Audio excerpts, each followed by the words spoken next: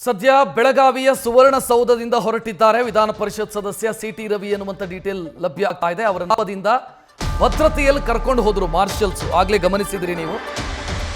ಸುವರ್ಣ ವಿಧಾನಸೌಧದಿಂದ ಸದ್ಯ ಅವರು ಹೊರಟಿದ್ದಾರೆ ಎನ್ನುವಂತ ಡೀಟೇಲ್ ಸಿಗ್ತಾ ಇದೆ. ಮಾರ್ಷಲ್ಸ್ ಕರ್ಕೊಂಡು ಹೋದ್ರು ಸುವರ್ಣಸೌಧದಿಂದ ಹೊರಕ್ಕೆ. ಅಲ್ಲಿಂದ ಅವರನ್ನ ಪೊಲೀಸರು ಕರ್ಕೊಂಡು ಹೋಗಿದ್ದಾರೆ. ರಸ್ತೆಯ ಮೂಲಕ ತೆರಳಿದ್ದಾರೆ ಸಿಟಿ ರವಿ. ಅವರಿಗೆ ಹೈ ಪೊಲೀಸ್ ಪ್ರೊಟೆಕ್ಷನ್ ಕೊಡಲಾಗಿದೆ. ಸಿಟಿ ರವಿಗೆ 3 KSRP ತುಕಡಿಯಿಂದ ಭದ್ರತೆಯನ್ನು ಕಲ್ಪಿಸಲಾಗಿದೆ. ಯಾಕಂತಂದ್ರೆ ಇವತ್ತು ಮಧ್ಯಾಹ್ನದಿಂದಲೂ ಕೂಡ ದೊಡ್ಡ ಮಟ್ಟದಲ್ಲಿ ಸಿಟಿ ರವಿ ಅವರ ವಿರುದ್ಧ ಆಕ್ರೋಶವನ್ನು ವ್ಯಕ್ತಪಡಿಸ್ತಾ ಇದ್ದಾರೆ. ಲಕ್ಷ್ಮೀ ಹೆಬ್ಬಾಳ್ಕರ್ ಅವರ ಬೆಂಬಲಿಗರು ಅವರ ಮೇಲೆ ಹಲ್ಲೆ ಮಾಡುವಂತ ಪ್ರಯತ್ನವೂ ಕೂಡ ಆಗಿತ್ತು. ಸದ್ಯ ಅವರು ಸುವರ್ಣ ವಿಧಾನಸೌಧದಿಂದ ಎಕ್ಸಿಟ್ ಆಗ್ತಾ ಇರುವಂತ ದೃಶ್ಯ ನೋಡ್ತಾ ಇದ್ದೀರಿ. ಅವರನ್ನು ಕರ್ಕೊಂಡು ಹೋಗ್ತಾ ಇದ್ದಾರೆ. ದೃಶ್ಯ ಗಮನಿಸ್ತಾ ಇದೆ. ಹೆಚ್ಚುವರಿ ಪೊಲೀಸರನ್ನ ಕೂಡ ಅವರ ಭದ್ರತೆಗಾಗಿ ನಿಯೋಜಿಸಲಾಗಿದೆ. KSRP ತುಕಡಿಯನ್ನ ಕೂಡ ಭದ್ರತೆಗಾಗಿ ನಿಯೋಜಿಸಲಾಗಿದೆ.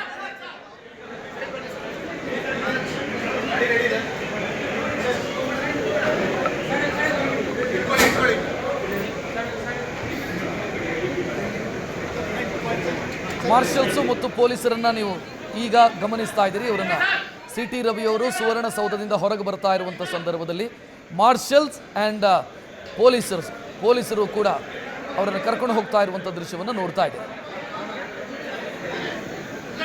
ಮತ್ತೊಂದೆಡೆ ಸಿಟಿ ರವಿ ಅವರ ವಿರುದ್ಧ ರಾಜ್ಯದ ಹಲವೆಡೆ ಪ್ರತಿಭಟನೆಗಳಾಗ್ತಾ ಇದೆ. ಬೆಂಗಳೂರಲ್ಲಿ, ಚಿಕ್ಕಮಗಳೂರಲ್ಲಿ ಸಿಟಿ ರವಿ ಅವರ ಮನೆಗೆ ಮುತ್ತಿಗೆ ಹಾಕುವಂಥ ಪ್ರಯತ್ನ ಆಯಿತು. ಬೆಳಗಾವಿಯಲ್ಲಿ ಪ್ರತಿಭಟನೆಯಾಗಿದೆ. ಮಹಿಳೆಯ ಘನತೆಗೆ, ಗೌರವಕ್ಕೆ ಧಕ್ಕೆ ತಂದಿದ್ದಾರೆ, ಚ್ಯುತಿ ತಂದಿದ್ದಾರೆ ಅನ್ನೋ ಆರೋಪವನ್ನು ಮುಂದಿಟ್ಟು ಸಿಟಿ ರವಿ ಅವರ ವಿರುದ್ಧ ಪ್ರತಿಭಟನೆಯನ್ನು ಮಾಡಲಾಗ್ತಾ ಇದೆ. ಆಕ್ರೋಶ ವ್ಯಕ್ತವಾಗ್ತಾ ಇದೆ. ಕಾಂಗ್ರೆಸ್ನ ಕಾರ್ಯಕರ್ತರು, ಕಾಂಗ್ರೆಸ್ನ ನಾಯಕರಿಂದ ಆಕ್ರೋಶ ವ್ಯಕ್ತವಾಗ್ತಾ ಇದೆ. ಸಿಟಿ ರವಿ ಅವರ ವಿರುದ್ಧ ಬಿಜೆಪಿಯು ಕ್ರಮ ಕೈಗೊಳ್ಳಬೇಕು ಅನ್ನುವಂಥ ಆಗ್ರಹವನ್ನ ಕಾಂಗ್ರೆಸ್ನ ಕಾರ್ಯಕರ್ತರು ಮಾಡ್ತಾ ಇದ್ದಾರೆ, ಕಾಂಗ್ರೆಸ್ನ ನಾಯಕರು ಮಾಡ್ತಾ ಇದ್ದಾರೆ. ಮತ್ತೊಂದೆಡೆ ಸಿಟಿ ರವಿ ಅವರ ವಿರುದ್ಧ FIR ಕೂಡ ದಾಖಲಾಗಿದೆ. FIR ದಾಖಲಾದ ಬೆನ್ನಿಗೆ ಮುಂದಿನ ಕಾನೂನಿನ ವಿಚಾರಗಳು ಏನು ಅನ್ನೋದರ ಬಗ್ಗೆಯೂ ಕೂಡ ಪೊಲೀಸರು ಯೋಚನೆಯನ್ನು ಮಾಡ್ತಾ ಇದ್ದಾರೆ. ಅವರ ವಿರುದ್ಧ 2 ಸೆಕ್ಷನ್ನ ಅಡಿಯಲ್ಲಿ ಕೇಸು ದಾಖಲಾಗಿದೆ. ಒಂದು BNS 79 ಮಹಿಳೆಯ ಘನತೆಗೆ ಚ್ಯುತಿ ತಂದ, ಧಕ್ಕೆ ತಂದ ಆರೋಪದ ಮೇಲೆ ಅದು 3 ವರ್ಷದವರೆಗೂ ಕೂಡ ಶಿಕ್ಷೆ ವಿಧಿಸಬಹುದಾದಂಥ, ಗರಿಷ್ಠ ಶಿಕ್ಷೆ ವಿಧಿಸಬಹುದಾದಂಥ ಸೆಕ್ಷನ್ ಅದು 79. ಮತ್ತು BNS ಸೆಕ್ಷನ್ 75 ಅದರ ಸಬ್ಸೆಕ್ಷನ್ 4 ಅಡಿಯಲ್ಲಿ ಕೇಸು ದಾಖಲಾಗಿದೆ. ಸಬ್ಸೆಕ್ಷನ್ 4 ಅಂತಂದರೆ ಸೆಕ್ಷುವಲಿ ರಿಮಾರ್ಕ್ಸ್, ಒಬ್ಬ ಮಹಿಳೆಯ ಬಗ್ಗೆ ಕೆಟ್ಟದಾಗಿ, ಅವಾಚ್ಯವಾಗಿ ನಿಂದನೆ ಮಾಡಿರೋದು, ಕಮೆಂಟ್ ಮಾಡಿರುವಂಥ ಆರೋಪ, ಅದರ ಅಡಿಯಲ್ಲಿ ಕೇಸು ದಾಖಲಾಗಿದೆ. ಅದು 1 ವರ್ಷದವರೆಗೆ ಗರಿಷ್ಠ ಶಿಕ್ಷೆ ವಿಧಿಸಬಹುದಾದಂಥ ಸೆಕ್ಷನ್. ಅಂದರೆ 75 BNS ಸೆಕ್ಷನ್ 75ನ ಸಬ್ಸೆಕ್ಷನ್ 4 ಇದರ ಅಡಿಯಲ್ಲಿ ಮತ್ತು 79 ಅಡಿಯಲ್ಲಿ ಕೇಸು ದಾಖಲಾಗಿದೆ.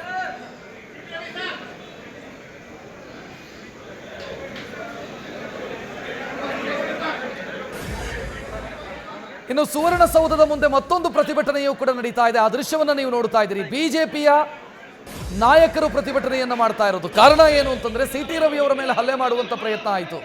ಅವರನ್ನ ಸುವರ್ಣಸೌಧಕ್ಕೆ ಎಂಟ್ರಿ ಆಗದಂತೆ ತಡೆಯುವಂತ ಪ್ರಯತ್ನ ಆಯಿತು. ಹಲ್ಲೆ ಯತ್ನ ಆಯಿತು, ಕೊಲೆ ಯತ್ನ ಆಯಿತು. ಒಬ್ಬ ಸದಸ್ಯನಿಗೆ ಭದ್ರತೆ ಕೊಡೋದಕ್ಕಾಗಿಲ್ಲ ಸರ್ಕಾರಕ್ಕೆ ಅಂತ ಪ್ರೊಟೆಸ್ಟ್ ಮಾಡ್ತಾ ಇರೋದು. ಸ್ವತಃ ಸಿಟಿ ರವಿ ಅವರು ಕೂಡ ಈ ಪ್ರೊಟೆಸ್ಟ್ ಅಲ್ಲಿ ಭಾಗಿಯಾಗಿದ್ದಾರೆ. ಆಗ್ಲೇ ಅವರು ಒಬ್ಬರೇ ಪ್ರತಿಭಟನೆಯನ್ನ ಮಾಡಿದ್ರು. ಆ ಸಂದರ್ಭದಲ್ಲಿ ಡಾಕ್ಟರ್ ಅಶ್ವಥ್ ನಾರಾಯಣ ಕೂಡ ಬಂದವರ ಪ್ರತಿಭಟನೆಯಲ್ಲಿ ಭಾಗಿಯಾದರು. ಈಗ ಅವರಿಗೆ ಉಳಿದ ಬಿಜೆಪಿಯ ನಾಯಕರು ಕೂಡ ಸಾಥ್ ಕೊಟ್ಟಿದ್ದಾರೆ. ಸಿಟಿ ರವಿ ಅವರ ಆಕ್ರೋಶ ಇರೋದು, ಅವರ ಮೇಲೆ ಹಲ್ಲೆ ಮಾಡುವಂಥ ಪ್ರಯತ್ನ ಏನಾಯಿತು, ಕೊಲೆ ಯತ್ನ ಅಂತ ಸಿಟಿ ರವಿ ಹೇಳ್ಕೊಂಡಿದ್ದಾರೆ. ನನ್ನನ್ನು ಕೊಲೆ ಮಾಡೋದಕ್ಕೆ ಪ್ರಯತ್ನ ಮಾಡಿರೋದು ಅಂತ. ಅಶೋಕ್ ಅವರು ಕೂಡ ಅದೇ ರೀತಿ ಮಾತನಾಡಿದರು. ಇದು ಪ್ಲಾನ್ಡ್ ಆಕ್ಷನ್, ಇದು ಅಂದರೆ ಪೂರ್ವ ಸಿದ್ಧತೆ ಮಾಡಿಕೊಂಡೇ ಬಂದಿದ್ರು.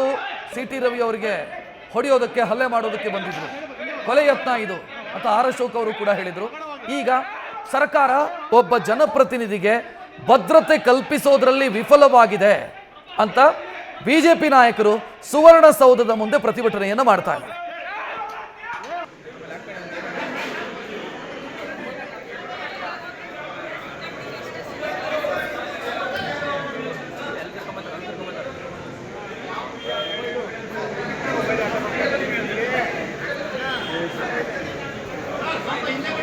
ಅಮಿತ್ ಶಾ ಅವರ ಹೇಳಿಕೆ ಸೃಷ್ಟಿಸಿರುವಂಥ ವಿವಾದ ಏನಿದೆ, ಅದಕ್ಕೆ ಸಂಬಂಧಿಸಿದಂತೆ ನಡೆದಂಥ ಪ್ರತಿಭಟನೆ ಈ ಹಂತಕ್ಕೆ ಬಂದು ತಲುಪಿದೆ. ಈಗ ಅಂಬೇಡ್ಕರ್ ಅವರ ವಿಚಾರಕ್ಕೆ, ಅಂಬೇಡ್ಕರ್ ಅವರಿಗೆ ಅಗೌರವ ತೋರಿಸಿದ್ದಾರೆ ಅಮಿತ್ ಶಾ ಅನ್ನೋದು ಪ್ರತಿಭಟನೆಯ ಉದ್ದೇಶ ಆಗಿತ್ತು ಅಥವಾ ಪ್ರತಿಭಟನೆಗೆ ಕಾರಣ ಆಗಿತ್ತು.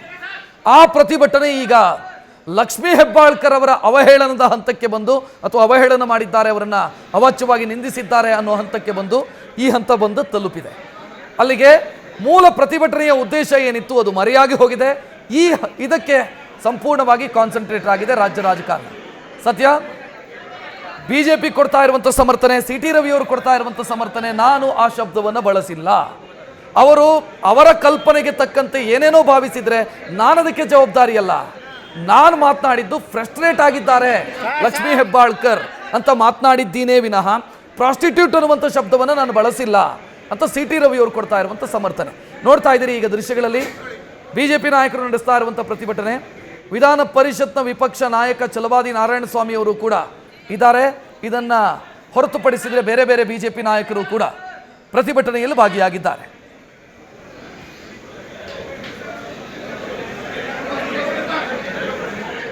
ಇದು ಭದ್ರತಾ ಲೋಪ. ವಿಧಾನಸೌಧಕ್ಕೆ ಒಬ್ಬ ಜನಪ್ರತಿನಿಧಿ ಅಥವಾ ಸುವರ್ಣಸೌಧಕ್ಕೆ ಒಬ್ಬ ಜನಪ್ರತಿನಿಧಿ ಆಗಮಿಸೋ ಸಂದರ್ಭದಲ್ಲಿ ಆತನನ್ನು ಟಾರ್ಗೆಟ್ ಮಾಡಿ ಹೊಡೆಯೋದಕ್ಕೆ ಪ್ರಯತ್ನ ಮಾಡಲಾಗತ್ತೆ, ಹಲ್ಲೆ ಮಾಡುವಂಥ ಪ್ರಯತ್ನಗಳಾಗತ್ತೆ ಅಂತ ಆದರೆ ಇದು ಗಂಭೀರ ಭದ್ರತಾ ಲೋಪ. ಒಬ್ಬ ಜನಪ್ರತಿನಿಧಿಗೆ ಭದ್ರತೆ ಕೊಡೋದಕ್ಕೆ ಸಾಧ್ಯ ಆಗಿಲ್ಲ ಈ ಸರ್ಕಾರಕ್ಕೆ ಅಂತ ಬಿಜೆಪಿ ನಾಯಕರು ಆಕ್ರೋಶ ವ್ಯಕ್ತಪಡಿಸ್ತಾ ಇರೋದು. ಮತ್ತೊಂದೆಡೆ ಬೆಳಗಾವಿ ಕಮಿಷನರ್ ಯಡಾ ಮಾರ್ಟಿನ್ ಅವರು ಹೇಳ್ತಾರೆ ಯಾವುದೇ ರೀತಿಯಲ್ಲಿ ಇಲ್ಲಿ ಭದ್ರತಾ ಲೋಪ ಆಗಿಲ್ಲ ಅಂತ ಅವರು ಹೇಳ್ತಾರೆ. ನಮ್ಮ ಸಿಬ್ಬಂದಿ 100ಕ್ಕೂ ಅಧಿಕ ಕಾಂಗ್ರೆಸ್ ಕಾರ್ಯಕರ್ತರನ್ನು ವಶಕ್ಕೆ ಪಡ್ಕೊಂಡಿದ್ದಾರೆ ಅಂತ ಅವರು ಹೇಳ್ತಾ ಇದ್ದಾರೆ. ಬಿಜೆಪಿ ಹೇಳ್ತಾ ಇರೋದು ಒಬ್ಬ ಜನಪ್ರತಿನಿಧಿ ಕಲಾಪದಲ್ಲಿ ಭಾಗಿಯಾಗೋದಕ್ಕೆ ಬರೋ ಸಂದರ್ಭದಲ್ಲಿ ಆತನನ್ನು ತಡೆಯೋದು, ಆತನ ಕಾರಿಗೆ ಮುತ್ತಿಗೆ ಹಾಕೋದು, ಹಲ್ಲೆ ಮಾಡುವಂಥ ಪ್ರಯತ್ನಗಳಾಗೋದು, ಕೊಲೆ ಮಾಡುವಂಥ ಪ್ರಯತ್ನಗಳಾಗೋದು, ಇದು ಕಾನೂನು ಸುವ್ಯವಸ್ಥೆ ಕುಸಿದು ಹೋಗಿದೆ ಅನ್ನೋದಕ್ಕೆ ಸಾಕ್ಷಿ. ಇದು ಒಬ್ಬ ಜನಪ್ರತಿನಿಧಿಗೆ ರಕ್ಷಣೆ ಕೊಡೋದಕ್ಕೆ ಸರ್ಕಾರಕ್ಕೆ ಆಗ್ತಿಲ್ಲ ಅನ್ನೋ ಆರೋಪವನ್ನು ಮಾಡ್ತಾ ಇದ್ದಾರೆ. ನ್ಯೂಸ್ ಫಸ್ಟ್ ನಿರ್ಭೀತಿಯಿಂದ ನಿಮ್ಮ ಪರವಾಗಿ.